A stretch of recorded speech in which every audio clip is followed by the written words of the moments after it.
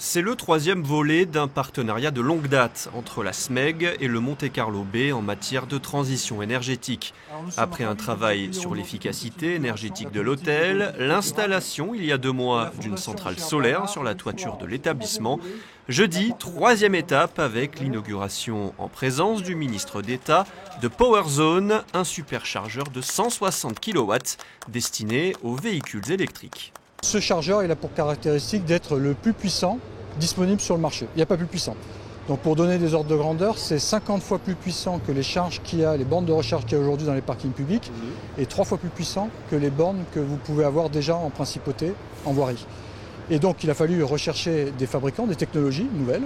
Donc on a fait un benchmark de toutes les solutions disponibles sur le marché pour finalement choisir ce type de borne de recharge, 160 kW, qui permet à peu près, quand les véhicules l'acceptent, parce que tous les véhicules aujourd'hui ne sont pas compatibles, qui permet de recharger à peu près en un quart d'heure, 20 minutes, la totalité de la charge de votre véhicule.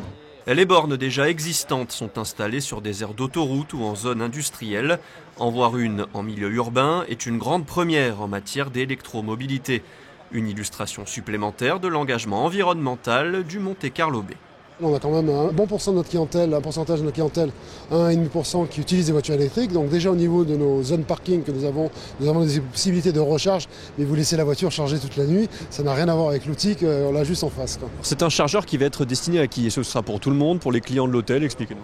Alors il y a 2 volets, bien sûr pour la clientèle hôtel que nous recevons en principauté, c'est son premier volet, et la clientèle extérieure.